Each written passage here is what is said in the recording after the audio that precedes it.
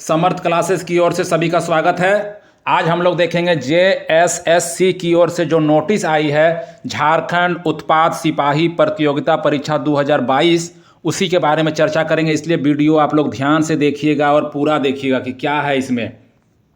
ठीक है, तो इसकी विज्ञापन संख्या हम लोग देख रहे हैं। विज्ञापन संख्या है 1/2022 झारखंड उत्पाद सिपाही प्रतियोगिता परीक्षा। ठीक है, ध्यान से देखिए। परीक्षा शुल्क क्या है? परीक्षा शुल्क है 100 रुपया, लेकिन SC और ST कैंडिडेट को सिर्फ 50 रुपया ही लगेंगे। और वैसे कैंडिडेट जो 2018 में इस परीक्षा में भाग लिए थे, उन्हें कोई फी जमा नहीं करनी है, लेकिन उन्हें क्या करना है, अपना रजिस्ट्रेशन नंबर और जन्म तिथि दर्ज करना आवश्यक होगा। ठीक है, अगर वो रजिस्ट्रेशन नंबर और जन्म तिथि नहीं देते हैं तो उन्हें फिर से फी जमा करना होगा। आगे देखते हैं, आगे क्या है। रिक्तियां क्या है? तो अच्छी खासी रिक्तियां हैं। अनारक्षित सीट है 237, ST का है 148, ST कैंडिडेट के लिए बहुत अच्छा है। SC का है 57, अत्यंत पिछड़ा वर्ग है 50, पिछड़ा वर्ग है 32, और नीचे देखिए छठा नंबर में आर्थिक कमजोर वर्ग 59। इसमें महिलाओं का सीट भी अलग से आरक्षित कर दिया गया है। ठीक है, इस तरह विभिन्न मतलब आरक्षित श्रेणी के विभिन्न भागों में अलग अलग सीटों का उल्लेख किया गया है। आगे देखते हैं हम लोग। ठीक है, क्या योग्यता चाहिए? तो उत्पाद सिपाही उत्पाद एवं मद्य निषेध विभाग के तहत झारखंड उत्पाद सिपाही सेवा संवर्ग है पदनाम। वेतनमान देखिए 19,900 से 63,200, अच्छा वेतन है। और योग्यता क्या चाहिए? योग्यता में मात्र मैट्रिक या 10वीं उत्तीर्ण होना आवश्यक है। ठीक है, चलिए आगे देखते हैं। अंतिम तिथि तक, जब तक आवेदन जमा करते हैं तब तक वो मैट्रिक उत्तीर्ण होना आवश्यक है। इसके बाद देखते हैं क्या है। देखिए, सबसे पहला अनारक्षित एवं आर्थिक कमजोर वर्ग के लिए लंबाई 160 सेंटीमीटर ऊंचाई मांगी है और सीना होना चाहिए 81 सेंटीमीटर। अनुसूचित जनजाति लंबाई है 155 और सीना मांगा है 79 सेंटीमीटर। SC के लिए 155 और सीना है 79। पिछड़ा वर्ग के लिए, पिछड़ा वर्ग और अत्यंत पिछड़ा वर्ग दोनों के लिए समान है। लंबाई होनी चाहिए 160 और सीना होनी चाहिए 81। और महिला के लिए हाइट बहुत ही कम है, 148 मात्र मांगी गई है। ठीक है, यानी लगभग 90% स्टूडेंट इसमें आ सकते हैं। हाइट में और सीना में कोई दिक्कत नहीं होगा। आगे देखते हैं। इसमें ऐसा है कि शारीरिक बनावट में मुड़ा घुटना, धनु पैर, समतल पैर, स्फीत सिरा, अंगुलियों का उचित ढंग से नहीं घूमना, दृष्टि दोष, कलर ब्लाइंडनेस, ठीक है, रतौंधी, ये सब हैं तो उनको दिक्कत हो सकती है। उनकी चिकित्सकीय जांच की जाएगी पहले। ठीक है, आगे आगे क्या है?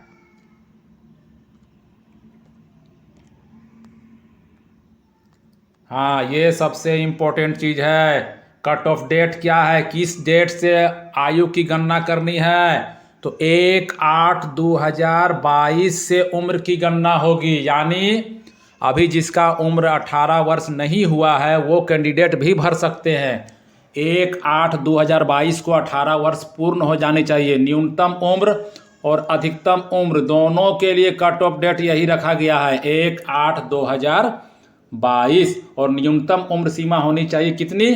18 वर्ष। ठीक है, तो ये कट ऑफ डेट के हिसाब से ही हम लोग एज देखेंगे।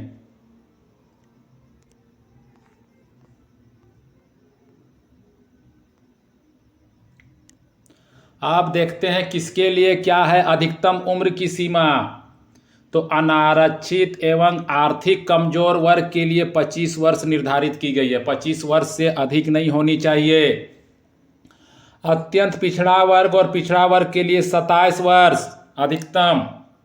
महिला के लिए, कोई भी श्रेणी की महिला हो, 28 वर्ष, ठीक है। और एससी और एसटी पुरुष और महिला दोनों के लिए 30 वर्ष निर्धारित की गई है, दोनों के लिए 30 वर्ष, ठीक है। अगर भूतपूर्व सैनिक हैं तो भूतपूर्व सैनिकों को अधिकतम आयु सीमा में 5 वर्षों की अतिरिक्त छूट दी जाएगी।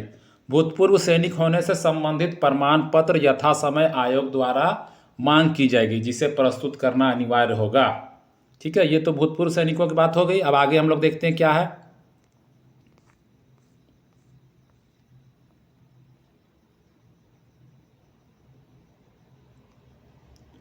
अब देखते हैं जिसकी सबसे अधिक चर्चा होती है, स्थानीय निवासी प्रमाण पत्र, ठीक है।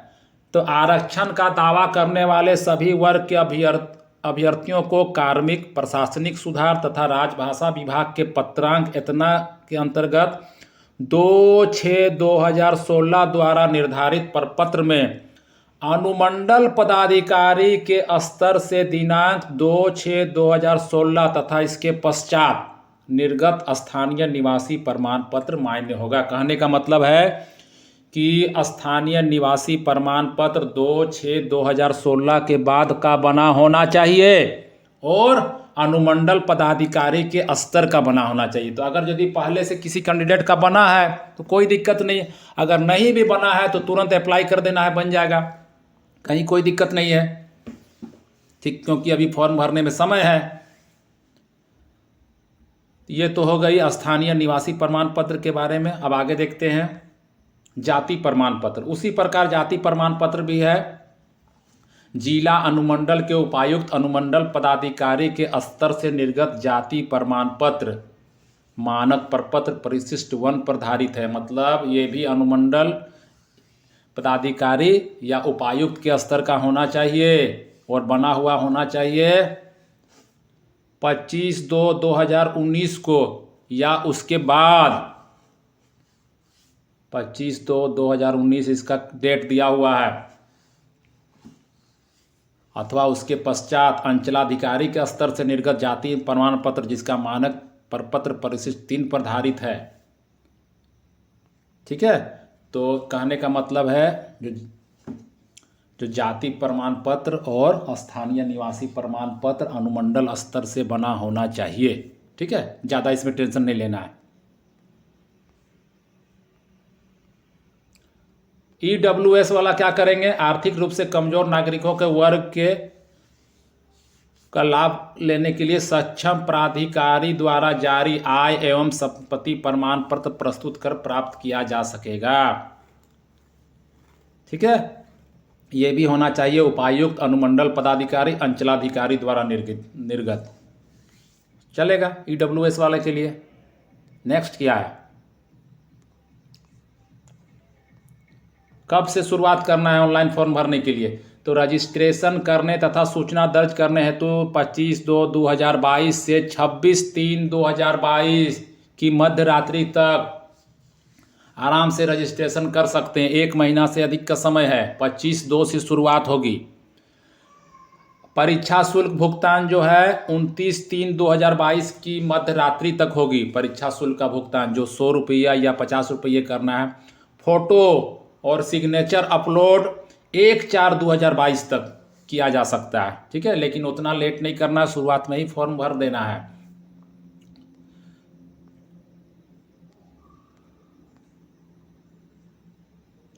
इसके बाद अगर किसी के फॉर्म में त्रुटि हो जाती है भरने में तो उसके लिए भी समय दिया गया है 2/4 से 4/4 तक।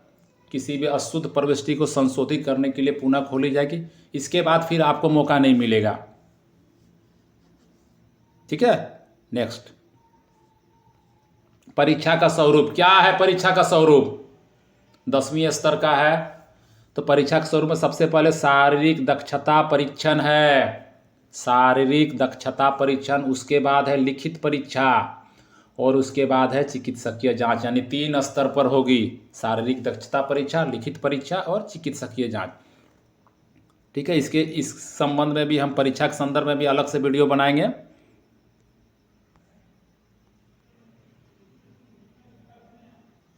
शारीरिक दक्षता परीक्षा में कोई अंक नहीं मिलेगा, सिर्फ उसमें पास करना अनिवार्य है।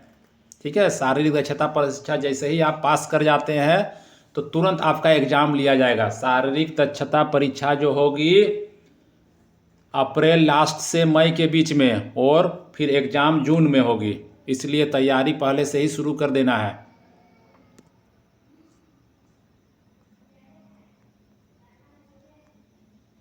लिखित परीक्षा में 3 पत्र होंगे, लिखित परीक्षा में 3 पत्र होंगे, इसकी भी हम हल्का सा चर्चा कर लेते हैं, फिर अलग से वीडियो बनाएंगे इसका। सही उत्तर के लिए 3 अंक मिलेंगे, गलत उत्तर के लिए 1 अंक काटे जाएंगे।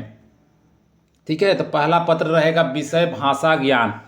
इसमें हिंदी भाषा से 80 प्रश्न और अंग्रेजी भाषा ज्ञान से 40 प्रश्न, यानी कुल 120 प्रश्न रहेंगे। इस परीक्षा में उत्तीर्ण होने के लिए 30% अंक चाहिए। ठीक है, अगर आप इसमें 30% नहीं लाते हैं तो आपका दूसरा पेपर और तीसरे पेपर की जांच नहीं की जाएगी और आप अयोग्य माने जाएंगे। लेकिन इसमें जो अंक आएगा उससे आपका रिजल्ट बनने वाला नहीं है, यानी सिर्फ इसको पास करना है, पहला पेपर को सिर्फ पास करना है। ठीक है, नेक्स्ट देखते हैं। दूसरा पेपर में रहेगा भाषा, जनजातीय भाषा ज्ञान। तो इसमें हम लोग लड़कों से अनुरोध किए हैं कि वो खोट्ठा को ही रखें, खोट्ठा ही आसान है। इसके बारे में क्लास में भी बताए हैं, इसकी भी क्लास की शुरुआत जल्द हो जाएगी खोट्ठा की। अभी झारखंड की और सामान्य ज्ञान की क्लास चल रही है।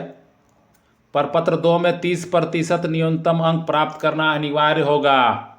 ठीक है, और तीसरा पत्र जो है 120 नंबर का होगा। ये दूसरा पत्र 100 नंबर का हुआ और तीसरा पत्र होगा 120 नंबर का। देखते हैं उसमें क्या है, देखिए ध्यान से। तीसरा पत्र सामान्य अध्ययन 40, झारखंड से संबंधित 50, सामान्य विज्ञान 20 और सामान्य गणित से 10 प्रश्न, यानी कुल 120 प्रश्न। इसी में हम लोगों को ध्यान देना है। जीएस है, सामान्य अध्ययन है 40, झारखंड से है 50, विज्ञान से 20 और गणित कम है, इसमें मात्र 10 प्रश्न है, कुल 120 प्रश्न। तो इन्हीं 2 पेपरों से आपका रिजल्ट बनने वाला है। अगर स्टूडेंट अगर झारखंड को अच्छा से पढ़ लेते हैं और उधर खोट्ठा को पढ़ लेते हैं, जीएस पढ़ लेते हैं, तो आराम से उसका रिजल्ट बन जाएगा। ठीक है, तो इस तरह हम लोग जेएसएससी के बारे में आज चर्चा किए। अगर वीडियो पसंद आती है तो दूसरों पर शेयर कीजिए और इसको लाइक और सब्सक्राइब हमारे चैनल को ज़रूर कीजिए।